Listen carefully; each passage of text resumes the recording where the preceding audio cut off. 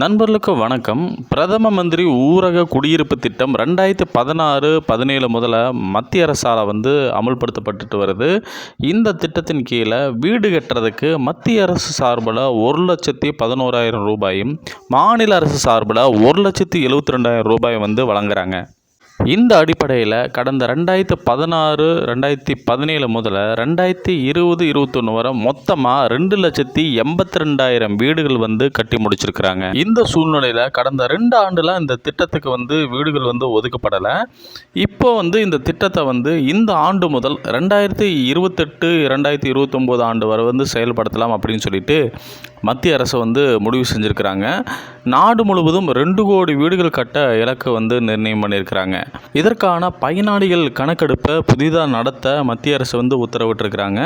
இந்த அடிப்படையில் தமிழகத்தில் இருக்கக்கூடிய அனைத்து ஊராட்சிகளிலும் பயனாளிகளின் விவரத்தை கணக்கெடுக்க ஊராட்சி செயலாளரை கணக்கெடுப்பாளராக நியமிக்க அறிவுறுத்தப்பட்டிருக்கிறாங்க. பயனாளிகள் தேர்வு தொடர்பாக புதிய விதிமுறைகளை அறிவிச்சிருக்கிறாங்க. அதை குறித்து தான் இன்றைக்கி பார்க்க போகிறோம். அதுக்கு முன்னாடி நீங்கள் டிஎன் செய்திக்குறிப்பு சேனலை சப்ஸ்கிரைப் பண்ணலைன்னா மறக்காமல் சப்ஸ்கிரைப் பண்ணிக்கங்க.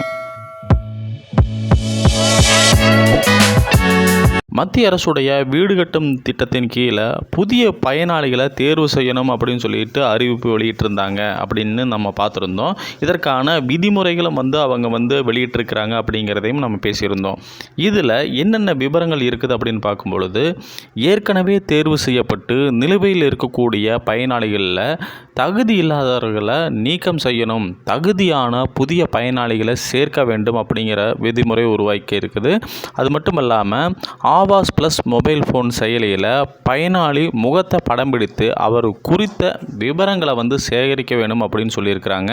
3 மற்றும் 4 சக்கர வாகனங்கள் வச்சுருக்கிறவங்க, வேளாண் இயந்திரங்கள் வச்சுருக்கிறவங்க, 50,000 ரூபாய்க்கு மேலே உள்ள வரம்பில் கிசான் அட்டை வச்சுருக்கிறவங்க, குடும்ப உறுப்பினர்கள் யாரேனும் அரசு பணியில் இருந்தால் பயனாளிகளாக தேர்வு செய்யக்கூடாது அப்படின்னு சொல்லியிருக்கிறாங்க. அரசிடம் பதிவு செய்யப்பட்ட வேளாண் சாராத நிறுவனம் வச்சுருந்தாலோ, குடும்ப உறுப்பினர் யாரேனும் மாதம் 15,000 ரூபாய்க்கு மேலே சம்பளம் வாங்கினாலோ, வருமான வரி தொழில் வரி செலுத்தினாலோ பயனாளிகளாக சேர்க்கக்கூடாது அப்படிங்கிறதையும் சொல்லியிருக்கிறாங்க. மேலும் நீர்ப்பாசன நிலம் 2.5 ஏக்கர் மற்றும் அதற்கு மேலே வச்சுருந்தாலோ, நீர்ப்பாசனமற்ற நிலம் 5 ஏக்கர் மற்றும் அதற்கு மேலே வச்சுருந்தாலோ பயனாளிகளாக சேர்க்கக்கூடாது அப்படிங்கிறதையும் சொல்லியிருக்கிறாங்க. இந்த விதிமுறைகள் அறிவிக்கப்பட்டதுக்கு அப்புறம் ஊராட்சி செயலாளர்கள் இதற்கான கணக்கெடுப்பு பணியை துவங்க இருக்கிறாங்க.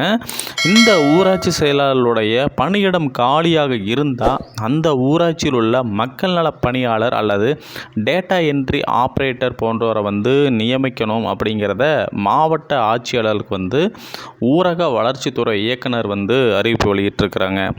இந்த அடிப்படை வச்சு பார்க்கும்பொழுது இந்த மாதிரியான விதிமுறைகள் இருந்தால் மட்டும்தான் புதிய பயனாளிகளுக்கு வீடு கட்டும் திட்டத்தின்படி நிதி ஒதுக்கப்படும் அப்படிங்கிறத நம்ம தெரிஞ்சுக்க முடியுது. மீண்டும் அடுத்த காணொளியில் மற்றும் ஒரு தகவலோடு உங்களை சந்திக்கிறேன். நன்றி, வணக்கம்.